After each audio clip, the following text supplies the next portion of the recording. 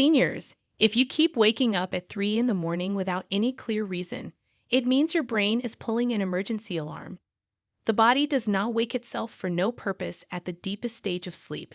At 3 a.m., the brain, heart, and nervous system are supposed to be in full repair mode, restoring balance, clearing toxins, and stabilizing vital functions. When the brain suddenly forces the body awake at that exact hour, it is reacting to a threat signal.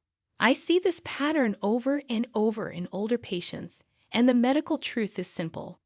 Something inside the body has reached a level the brain interprets as danger. It can be a stress surge, a blood sugar drop, an oxygen change, or a hormone imbalance, but the result is the same. The brain cuts your sleep and wakes you up to protect you. Major sleep studies now confirm that repeated 3 a.m. awakenings are linked to inflammation spikes, memory decline, oxygen instability, and faster aging of the nervous system. If you are experiencing this, do not brush it off and do not blame random age or habit. In this video, we will reveal the 6 real reasons the brain keeps snapping older adults awake at 3 a.m. and how to correct the root cause. And stick around because reason number 2 can quietly damage brain health and destroy deep sleep if you ignore it. A reference note is in the description below for those who want to check the research in more detail. Before we dive in, here is a question for you.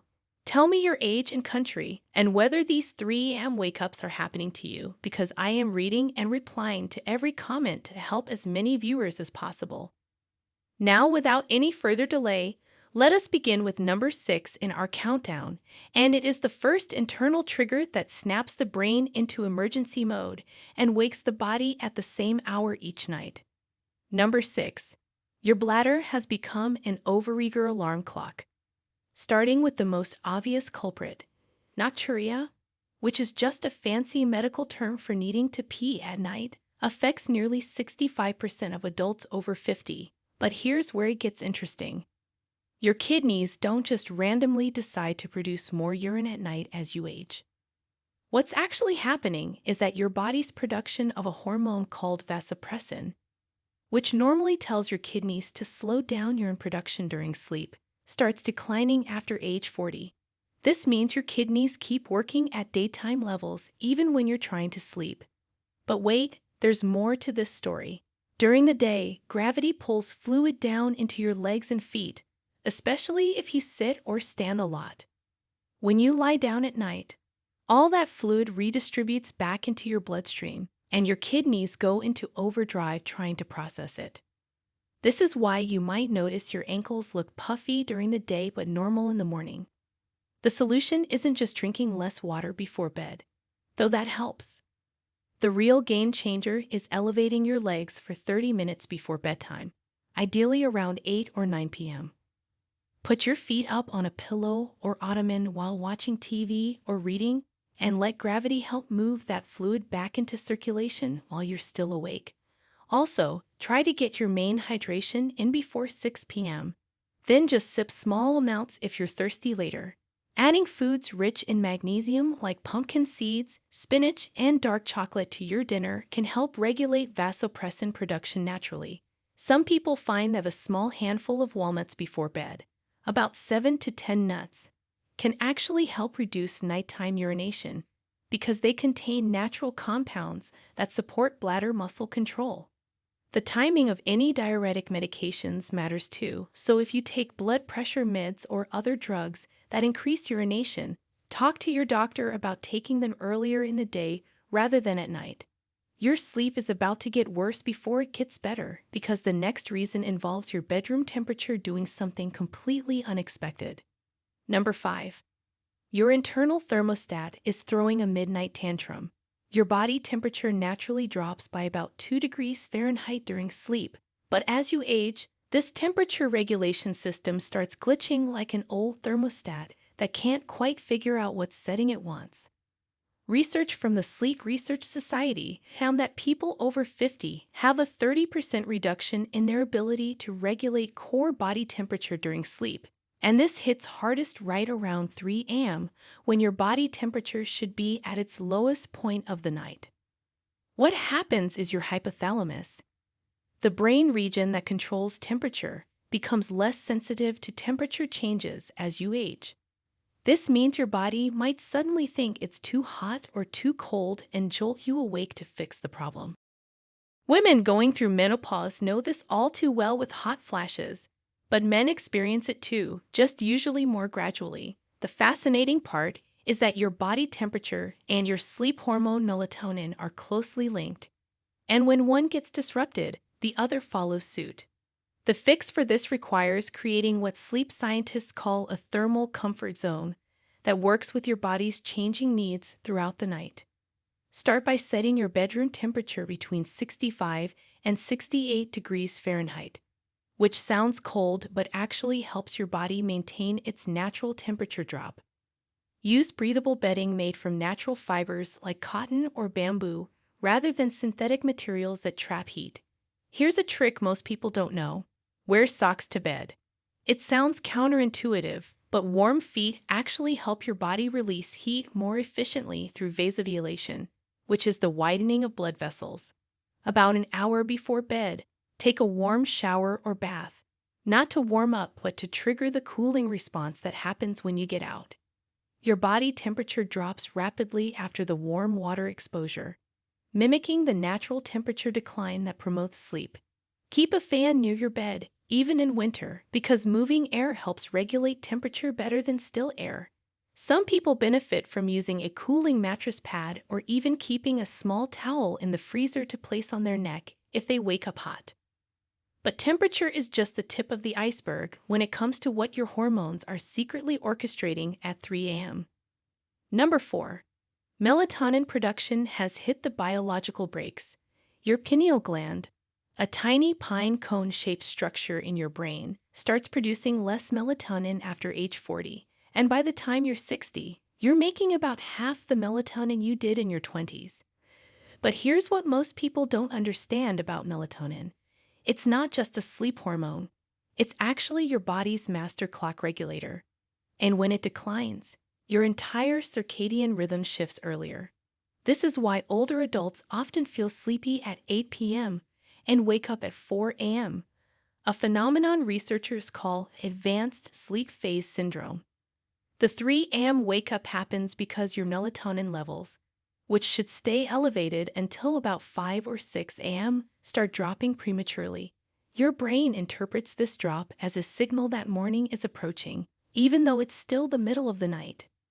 Making matters worse, the blue light from phones, tablets, and TVs suppresses what little melatonin production you have left, creating a double whammy effect. The solution goes way beyond just taking melatonin supplements, though those can help when used correctly. Start by getting bright light exposure in the morning, ideally within 30 minutes of waking up. Stand outside or by a window for at least 10 minutes, even on cloudy days, because this morning light exposure sets your circadian clock for the entire day. In the evening, dim your lights starting around 8 p.m. and use blue light blocking glasses if you must use screens. These orange-tinted glasses might look silly, but studies show they can increase melatonin production by up to 58%. If you do take melatonin supplements, timing and dose are crucial. Take a small dose between 0.5 to 1 milligram, about 3 to 4 hours before your desired bedtime, not right before bed like most people do. This mimics your body's natural melatonin release pattern. Foods can help too.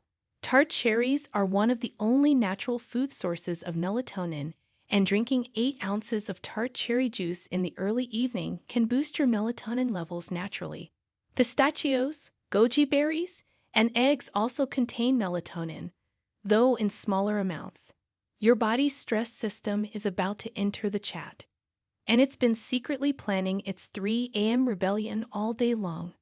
Before we continue, smash that like button and subscribe right now. Don't miss the life-changing tips still ahead. Number 3. Cortisol is staging a midnight coup in your bloodstream. Cortisol, your primary stress hormone, is supposed to be lowest around midnight and start gradually rising around 4 a.m. to help you wake up naturally. But as you age, this cortisol rhythm becomes dysregulated, often spiking randomly in the middle of the night like an overzealous alarm system. A study from the Journal of Clinical Endocrinology found that adults over 50 have cortisol spikes that are 40% higher during nighttime hours compared to younger adults. And these spikes hit most commonly between 2 and 4 a.m.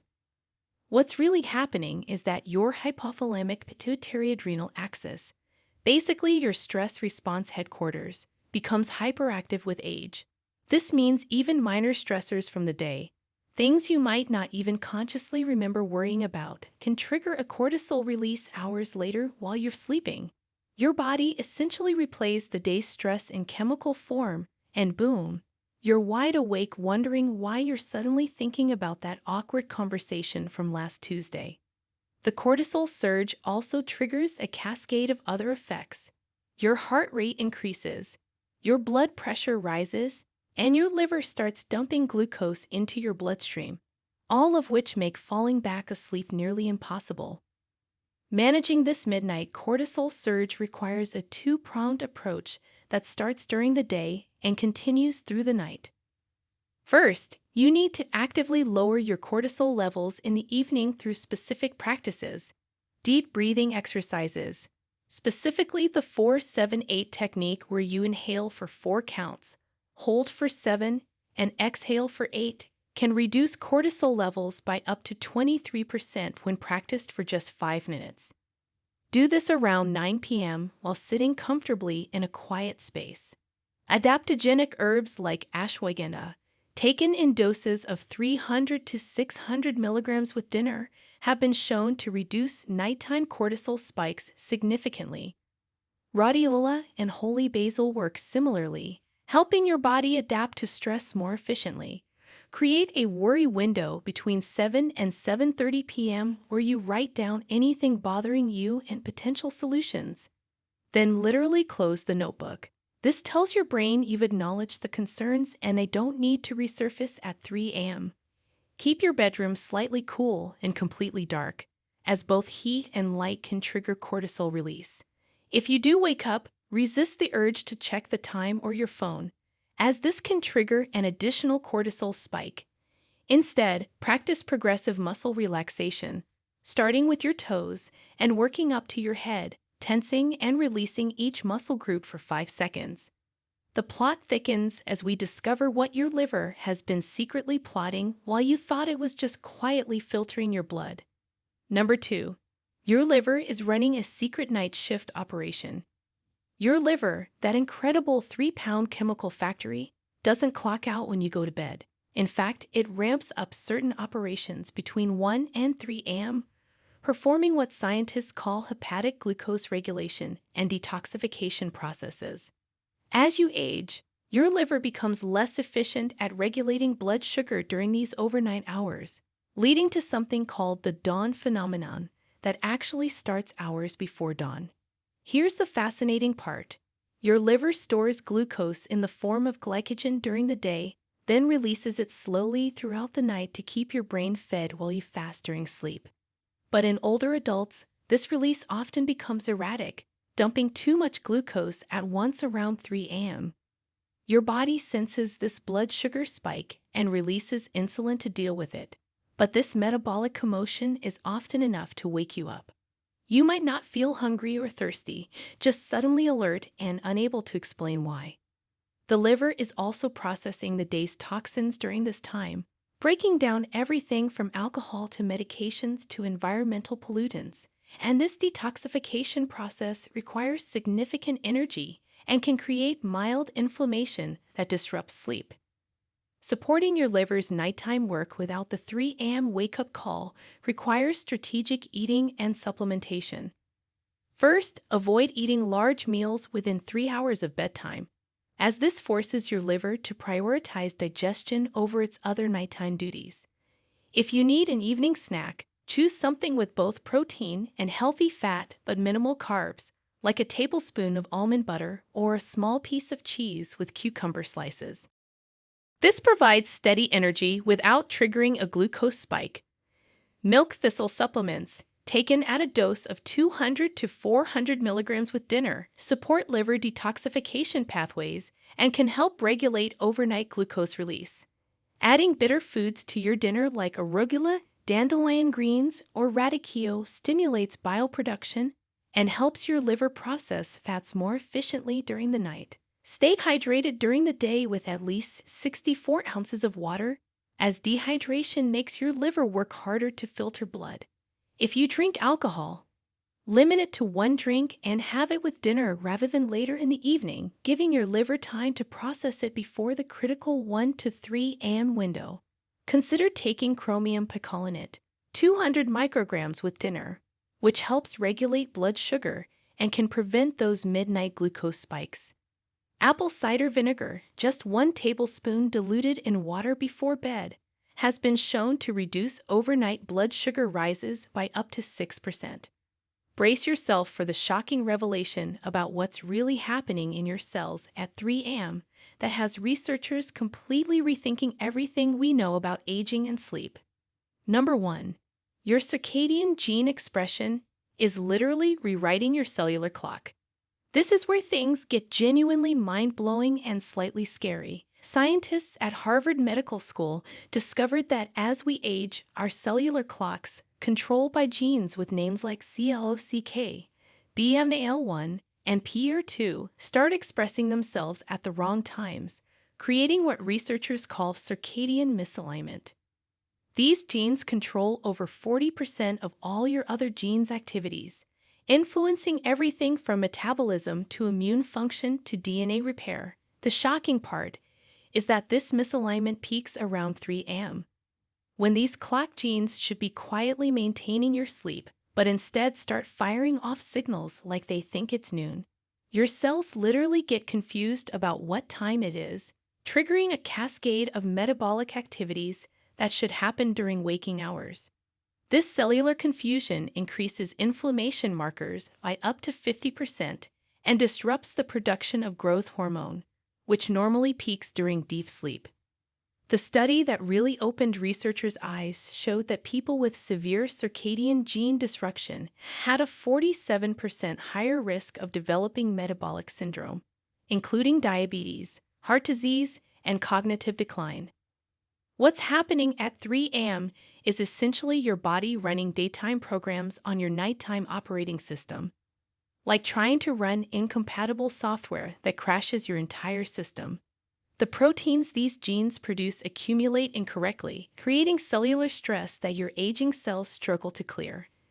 This explains why the 3 a.m. awakening often comes with that weird feeling of being simultaneously exhausted but wide awake, because your cells are literally receiving mixed signals about whether it's time to sleep or be active. Realigning your circadian genes requires a comprehensive approach that goes beyond typical sleep hygiene. Time-restricted eating is crucial here, and research shows that keeping all your eating within a 10 to 12-hour window can help reset these genetic clocks. For example, if you eat breakfast at 7 a.m., finish dinner by 7 p.m. at the latest.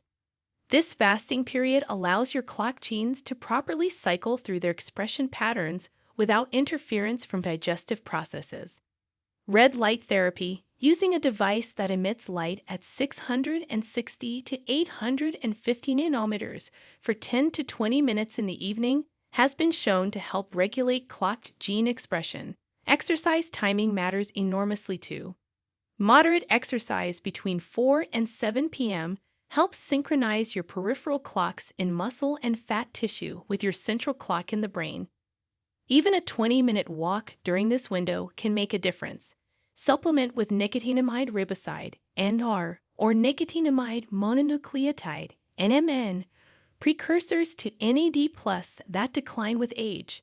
Taking 300 milligrams of NR in the morning helps support the cellular processes these clock genes control.